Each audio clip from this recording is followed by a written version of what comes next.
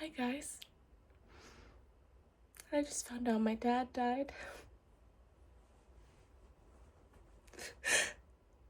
And I've never wanted to run away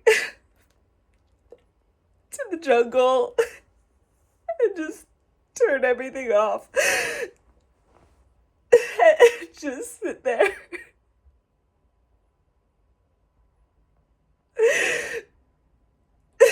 I don't want to talk to anyone. I just want to sit there.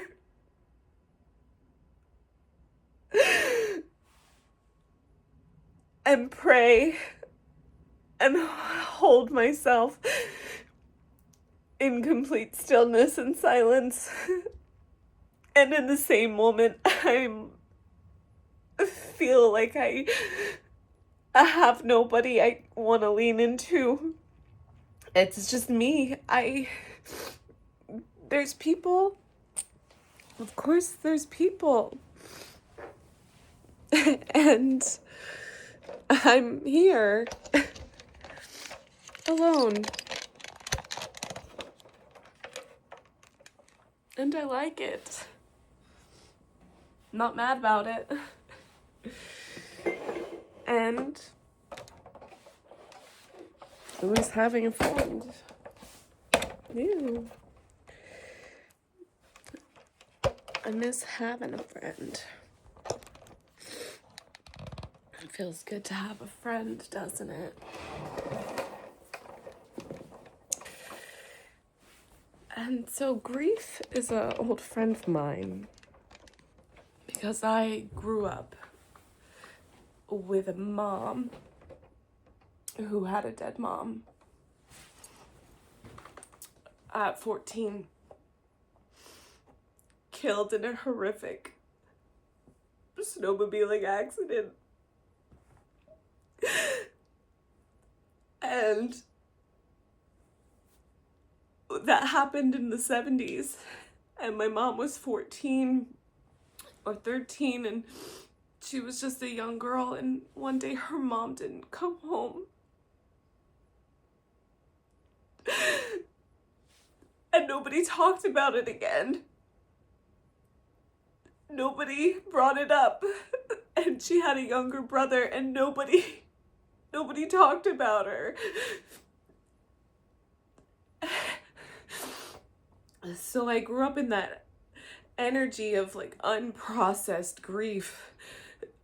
And it's like I was born into it. Like I felt that longing and that separation so early in the womb, because I was growing in a woman who was gonna become a mother who lost her mother.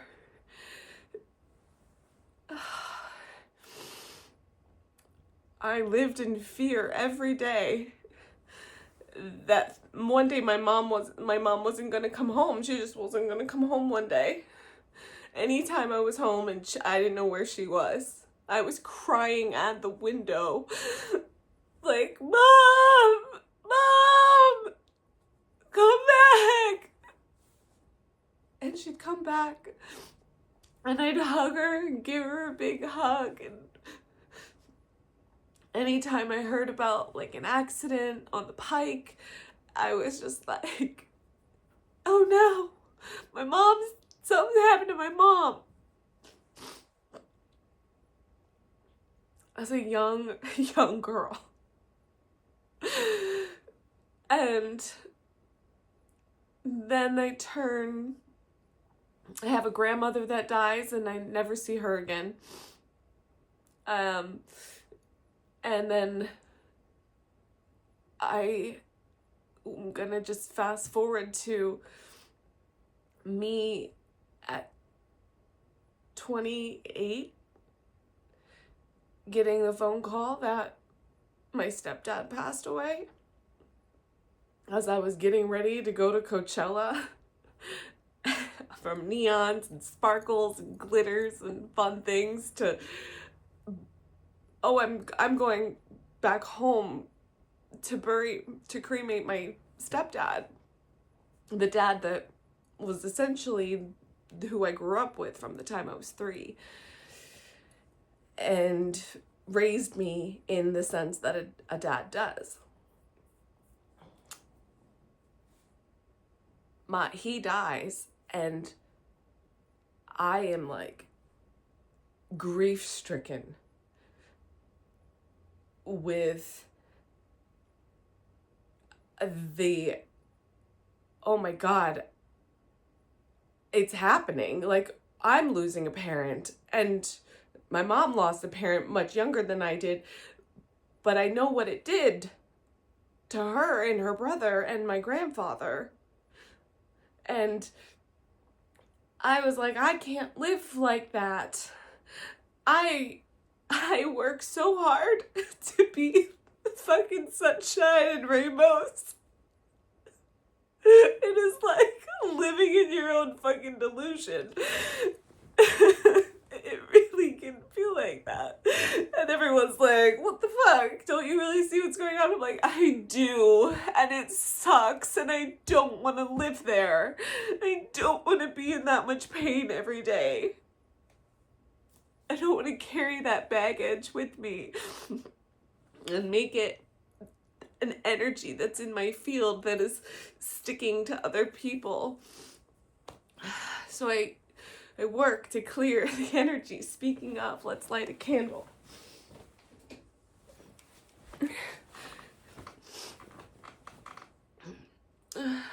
Oh. We light this candle for Daniel Bryce Beames, my father. 39 really wonderful years. I'm so blessed. Almost 40. I'm so blessed. We'll say 40 because inception. Thank you. Thank you, thank you, thank you.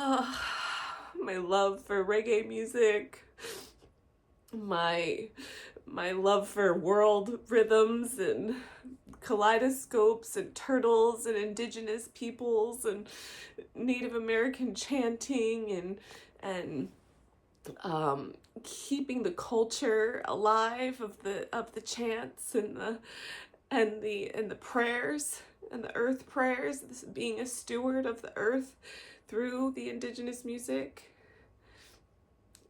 He'd always been a radio DJ his whole life. He loved it. He went to broadcasting school and was a radio DJ. Reggae World Rhythms, Turtle Island. He worked for WDVR out of Surgeonsville, New Jersey.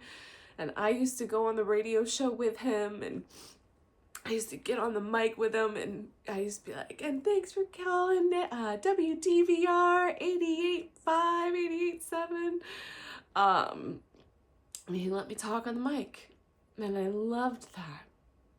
And I remember being at the studio. I remember being there. It had a smell to it, had a old exposed stone on the inside, so that used to be an outside wall, and they built it out, and musty, and they had some toys down there and a leather couch for the kids to play in, and he would do his radio show. And we used to go to Racket Lake, and grew up going to the lake with him, and he was a ganja smoking reggae world rhythms shaman, radio shaman, Dan the Cable Man. Yeah, really, really deep love for having his voice out on the airwaves and allowing his voice to be heard. And he has a fantastic radio voice. I recommend watching or listening to his show, KBUT, out of Gunnison, Colorado. And he lives on the archives there, and just really proud of him and his radio connection. And it was a blessing to be your daughter. And complicated. So complicated. I grew up having a very superficial relationship with him. There wasn't a ton of emotional depth. I don't remember feeling really deeply seen by him or connected to. It was always very superficial. It felt like I know there was love. I know it's love. But because we didn't live together and I would see him sometimes and sometimes not, and there wasn't a lot of like rearing, like we didn't have to get into like arguments usually, because the time was always just sweet and I was just excited to be there with my dad and like was on my best behavior for dad, you know. I don't remember having any conflict with him as a child, so it was very easy. And then I just remember going there to be in his house and he wouldn't be there. I remember being alone a lot. And also fond memories of us together on the hammock playing basketball, putting olives on our fingers, and we had this stick and we would chant to Native American music, and we would have like, the earth is our mother and the earth is our friend. We were always singing earth songs, and that was really fun. He had a lot of fun with me, and also an addict, and negligence. As I was 3, he was watching me. I was under his supervision, and I crawled into a room with an 8-foot slanted mirror, from my understanding, and I must have banged on it, and the mirror came down, hit the timber frame bedpost, and shattered all over me. 3 years old. Cuts my face open. Breaks my nose. Chips my eyebrow bone here. Chronic sinus issues my entire life. Because I got bashed with a mirror. And look how beautiful this face is. I'm so lucky. So lucky. He was reportedly under the influence of possible psilocybin and marijuana, cannabis, and alcohol. Maybe all 3, I don't know. Maybe 1, no, I don't know. Nobody knows. And apparently my grandparents, his mother and father, Sarah and Jean, gave them, my mother and him, $30,000 to help take care of me because they didn't have any money. And he blew it all on drugs, psilocybin, magic mushrooms, and got high on his own supply. Allegedly. The baby ended up in a room by herself with a mirror that bashed over her face. Do we even know if that's true? Who was there to know that? Where was Dan? We don't know. Was he right there? Or was he in another room? We don't know where Dan was. Nobody knows. I just know my mother had to go to a hospital, was told that her baby had to be rushed to the emergency room, and didn't know what her baby was going to look like or at what happened. That kind of fear, that kind of terror, that kind of... Are you fucking kidding me? So they split. And apparently he was a really bad gift giver. Like their first maybe Christmas together, he got her hammer screwdriver. Like it was a screwdriver on one end and a hammer on the other. And she bought him a brand new bicycle so he could have some transportation.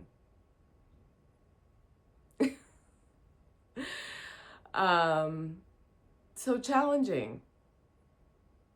You know, I don't really recall getting a ton of gifts from him. I remember him like being like, oh, I got that for you. It's like up on the shelf. He's like, oh, but I forgot to give it to you for so long. I just kind of put it back up on the shelf. I was like, is it mine? Like, he's like, yeah. Like, okay.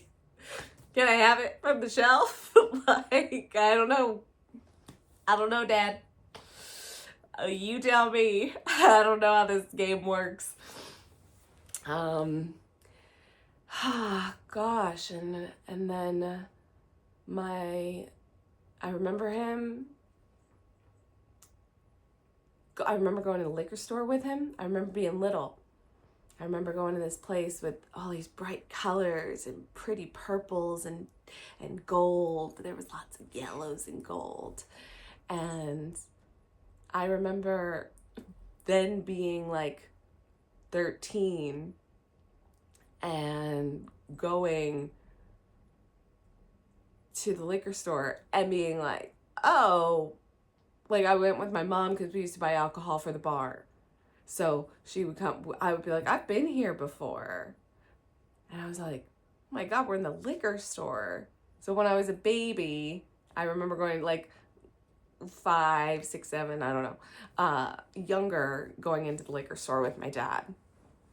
And I remember him smoking Marlboros, and he would wear snakeskin cowboy boots and tight jeans, and he had a cute fit bod and shaggy hair and mustache and beard. He was good looking, nice set of teeth, good smile, loved to make you laugh. That's what got Mom. He made her laugh a lot. He would like get down on the floor and make a fool of himself, and she was like, he was just so funny. He would just go and go on, like, I guess we would call it now like a little bit or something, you know? And that was essentially how they ended up getting together. And Mom was a bartender, he was a DJ, and I make it the joke that I was conceived on the pool table at the bar. Mom does not approve of that joke at all. She does not like that joke. But my dad was a DJ, and my mom's father owned the bar, so she was bartending and cooking. She was around, you know. So DJ host back then, even like, I mean, how old? He was probably 20. My mom was 29. He was in his 30s. Yeah. So, okay, so going to the liquor store with him. Then, like, you know, he drove this cool little brown S10. It had a cap on it. And he had a mattress in the back. And I remember I could, like, ride on the mattress in the back. And he would drive. And I thought that was really fun. And there was a little window. And I could talk to him through the window. That was fun. I remember that.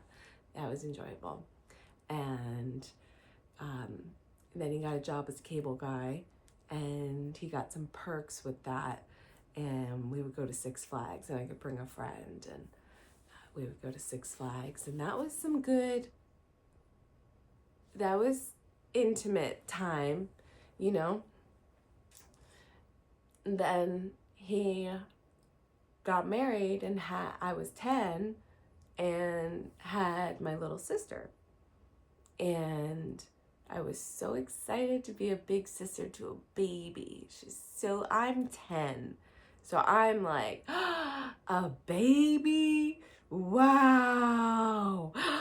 I got my own little baby, and she is the best baby. And she is such a good baby. She's so happy. She's so sweet. She's so docile. She's just the sweetest little nugget you've ever did see. And he remarried, and stepmom, never fond of her, not since day one. I remember thinking, I wish my stepdad and her would run off together. That's how I felt about the both. Apparently didn't really like either one of them. Didn't like my stepdad that my mom married, and didn't like my stepmom that my dad married. And you know, I just like every other kid of separated parents. My parents were never married either. They never got married. So I was a wedlock baby, and my grandmother frowned upon that. She did not like that at all. So, and Dan already has a child, a 10-year-old son when I come in. My dad had a kid every 10 years with 3 different women. But he was married to Linda. He did marry Linda, but wasn't married to my mom. And so there's more imprinting there we can look at.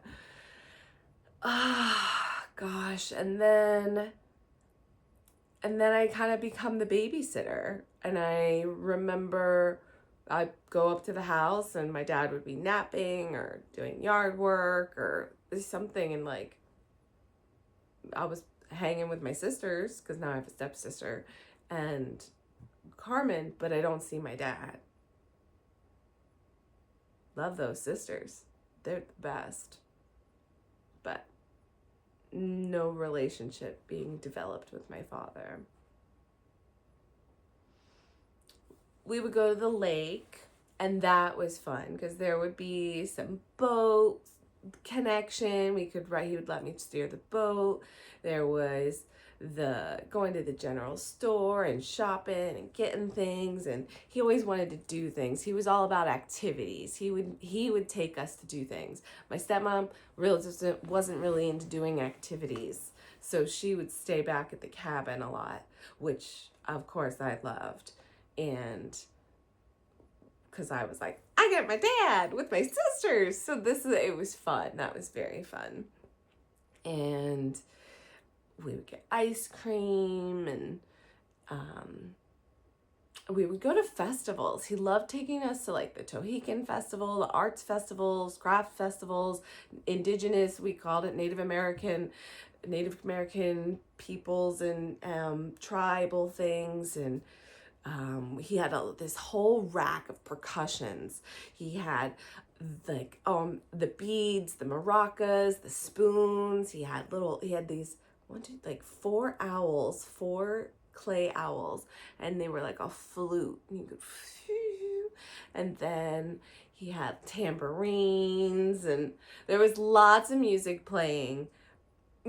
Probably more before he got with my stepmom. I remember his stuff started fading into the background. He wasn't really getting much space anymore. I remember him kind of being like, yeah, put all my records down in the basement now. And but he was a good builder. He used to be a timber framer, and I liked going to the job sites with him. Those were fun. I really liked going to the job sites with him and hanging out with him. He had some old buddies, bearded buddies, long hair grays, and just cool dudes, salt the earth, chill dudes. I liked him. One was indigenous and had a daughter named Maya Coda. I thought that was so cool. I thought she had the coolest name, Maya Coda. What? Oh my gosh. Maya Coda, where are you, girl? She had a cool house too, like a loft-like house. I remember going there and that was fun. And I remember going to Miriam's farm with Dan. Miriam's farm was just up the street. And mind you, my dad lived like 3 minutes away from my mom's house. And I would see him on the summer vacation and like sometimes I don't remember there being a specific schedule. It was kind of like when it was convenient for him. And his child support was like started at like $75 a month. Okay, I was born in 1986. So, yeah. I think because I remember being like, what? And so 75 a month, or not 75 a week. I don't remember, maybe 75 a week. Who knows? Anyway, like nothing. My mom was getting no help. Now, she gets married to Bill. I think I've done the math. Bill was 26. And she's got a 4-year-old now. Bravo, Bill. Thank you. Thank you for taking in the single mom. I love that, Bill. What a fucking hero. That's a good man. That is a good man. I love that.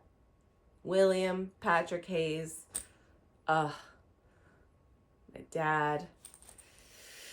Love you too. He's got his wings.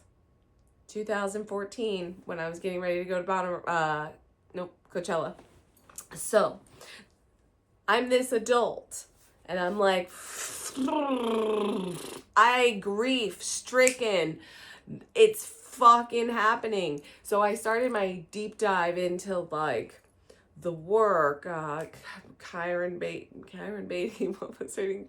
Katie Byron. and Deepak Chopra, and then I got into Wayne Dyer, and I was just following like what happens when we die, and I was speaking with a clairvoyant medium, and she was just like, everybody's with you. It was a soul decision. They all had to go, this is how they went, and now they're your angels. And I loved that. I love having my angels. And so worked with her through Dad. And then Pop-Up, my mom's been taking care of him the last couple of years as his dementia grew to Alzheimer's, and challenging. She was by his side every day. And he was very stoic. Didn't show a lot of love. Didn't show a lot of appreciation. Didn't show a lot of like, good job, Venetia. I love you. You're the greatest daughter. Thank you for helping me, loving me, supporting me, caring for me, running my business for me, taking care. Always mad at her for doing fucking something. She's like, I'm running this place. And he's just mad all the time that I'm doing it wrong, but he can't do it himself. So, tell me that. I'm just going to plug it in.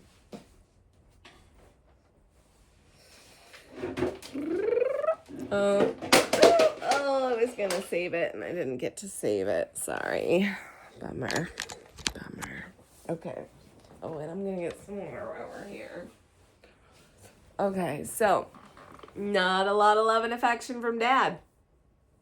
His wife died, left him with 2 kids in a bar by himself in the 70s, running a bar. My mom and my uncle grew up in a bar. children, quaaludes, drugs, alcohol, sex, all of it. Cocaine, all of it. I don't know if I'm allowed to say any of this, but this is for Dan. Daniel Bryce Beames. Thank you, Dad. Oh. Okay, so where are we? Vinny doesn't get a lot of love from her dad. So she's taking care of him in his last year's final hours. He's fucking mad at her till the day he dies. Like, Alzheimer's is such a hard way to go. They're just mad. There's like, it's astounding. It's crazy. It sucks. It's terrible. I saw what that did to my mom. Awful. Hurts. It's so hard. It's so hard. She doesn't really get to live for herself. She doesn't really get to do what she wants to do. That sucks. That makes me sad. That makes me want to be more abundant and prosperous so I can share and take care of my mom. Because she deserves it. Because she's worked her ass off. So this is like 6 months after Bill passes away. There goes Papa. And so my mom loses her ex-husband and her father. Then we lose Joni. We lost Joni. Joni was like her mother. Joni was running the bar, working at the bar when my mom's mom was killed. She supported mom, loved mom, cared for mom, took care of mom like a daughter. Beautiful. Amazing. And I remember when she came back into my life and my mom was so excited to be hanging out with Joni again. So happy. She loved Joni. Joni's the sweetest. Loved her cats, pasta salad, Sour Patch Kids. We loved Joni. Everybody loved Joni. So now we lose Joni. So now it's like 2014, 2015, 2016. I lose my grandmother, my dad's mom. My dad went batshit and fucking screamed at his mother and told her he fucking hates her. Fucking hate you. Hate you. I go and write some bogus email to my family being like, I'm sorry about my dad. He just needs to be loved. Like, okay, we all need to be loved. Unacceptable behavior. That was poor, I was like, Grandma, I'm sorry. I'm sorry my dad's a jerk. That wasn't nice. He can go do that to a pillow or the sky or, I don't know, go put some boxing gloves on and put it in the rink. Do not say that to your mother.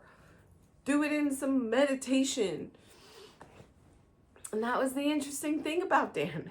He was like, one love, reggae world rhythms, Bob Marley, peace and love, and the Native Americans and prayer to the earth.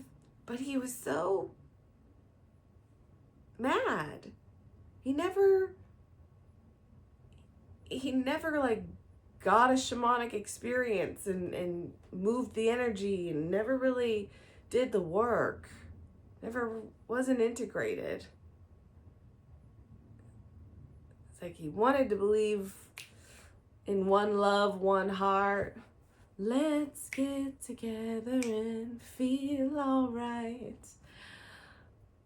One love, one heart. Let's get together and feel alright. Beautiful. I love that. Dad, thank you for giving me that. And Grandma passes away. I was close with Grandma. My mom was like, get close to your grandmother. If she invites you down, you go. If she calls, you answer. If she wants a letter mailed to her that says thank you, you write her that letter and it says thank you. She goes, you be good with your grandmother. And I was good with grandmother. Although she didn't leave me a cent. No, nothing. I think I got like a dresser, and I asked for some things, and I remember not getting some things, and just being like, cool, fuck you all. Like, I don't know. Felt like, yeah, I just was like, okay, I don't know what happened here. I thought we were good, but and she did well for herself, and my brother and my uncle got to go on a Scottish golf trip, and there was inheritance money left to my dad, his brother and sister, and that was it. Grandma would go to like France and stuff with my aunt and her kids. And we would go to Florida. And then we had a family reunion that was fun. And I remember like dressing up and meeting them in Princeton, and I just was so happy. I was so dressed up. I had this cute dress on and these cute shoes, and I looked so good, and I got to go to the fountain, and we took all the pictures, and that explains a lot who I am today as well. So I love that, and connected with Grandma and Jean then, and that was good, Sarah and Jean. And Jean was fun. He died a long time ago. When did he pass? I was probably 13 or 14 maybe. So, which would bring us to about 2000. So then we had a memorial for him, and the relationship was pretty superficial with him too. There wasn't a lot of like, there was like, hey kiddo, wasn't like, how good, sweet kiddo, so Joni, grandmother, my 17-year-old cousin is killed in a car accident by herself. Car loses control and drives into a tree. Killed on impact. Freak accident, like my grandmother. My uncle loses his mother to a freak accident. My uncle has also been in multiple freak accidents. His whole face was burnt off in a boating accident, because someone that was driving the boat's foot got stuck on the gas pedal because they had some sort of disorder that like couldn't take his foot off the gas pedal. Okay, and it drove into a wall, I'm pretty sure, and the boat blew up. And everyone survived, I'm pretty sure. I don't know. I know my uncle's face scarred from this whole side down. I remember them getting skin graft and everything. So my uncle loses his daughter. We lose a cousin. She had visited me. They stopped talking. They got pissed at each other, my uncle and my mom. They quit talking to each other, and Um, that was in like 2004, because I remember my graduation party, and there was some violence between them two. There was fighting, there was alleged pushing down the stairs, and they were in a car accident together, and they both got really injured in the car accident. And the feud, I think, started over Bud, who my mom was dating. And yeah, it got icky. It was icky. So they don't talk. So I don't really know. I remember Abby as a baby, but then there was that period of time where my mom and my uncle weren't talking. So then we don't get to see Abby and my cousin Evan really grow up much, because they're estranged, and we're younger adult kids and they're littler kids, you know? So we were pretty far apart in age, so it didn't really align. So she hits me up. I'm out here in LA, and she's like, can I come visit? And I was like, yes, please come visit me. And she came to visit me, and we spent a week together here in LA. And we went on this Jim Morrison cave hike, and we went to In-N-Out, and we just drove up Mulholland Drive and drove through Agora Hills, and she wanted to see the people's houses, and we cruised along the PCH, and we did so many fun things. It was so great. We went to see the Pentatonics at the Hollywood Bowl on the 4th of July show. She would call my uncle and was so sweet with him, and I got to see my uncle be so sweet and adorable with his daughter. And I was like, hi, Uncle Jason, haven't seen you in a while because you don't talk to Mom. But I remember going up to him as a kid, and I was like, I just miss you. Like, why this? And he was like, time heals wounds. And I'm like, who the fuck has got time? Why are you and my mom mad at each other? I hated that. Still hate it. Because they were close. I grew up close. Like, Uncle Jason, I love that man. Uncle Jason and I, we are bonded. I should call him.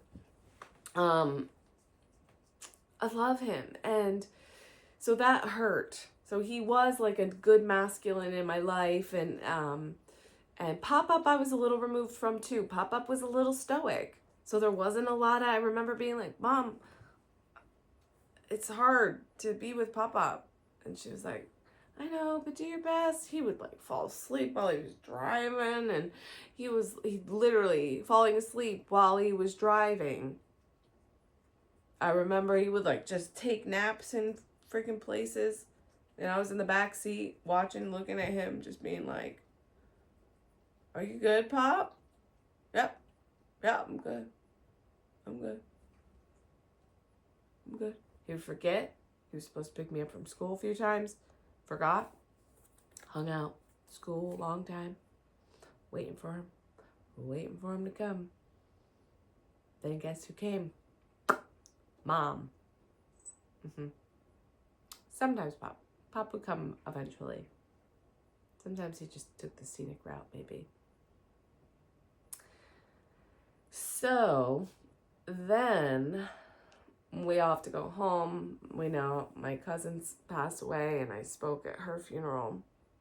And just having that memory of our adult life, like being able to hang out, was awesome. That was really, really effing special. She brought her friend Emma too, which was very sweet, and Emma's a dream and a doll, and it was such a joy to host them. It was so fun. I'm so lucky I got that time with them.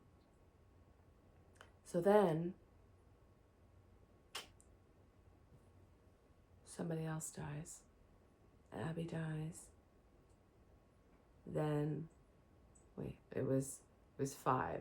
So it's my dad, my papa, Joni, Grandma, Abby. Yeah. And Gramps.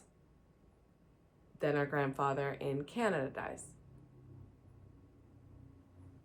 Been promised an inheritance my entire life.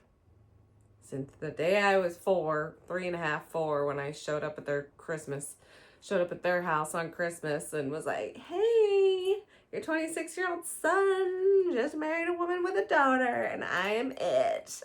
And they loved me, and they were so great with me, and they just took me right in, and my aunt was 23, and we were just in love, and it was so fun. It was so sweet. But Gramps was a little like, children are seen and not heard, and I don't want to hear him talking about it. And he's a little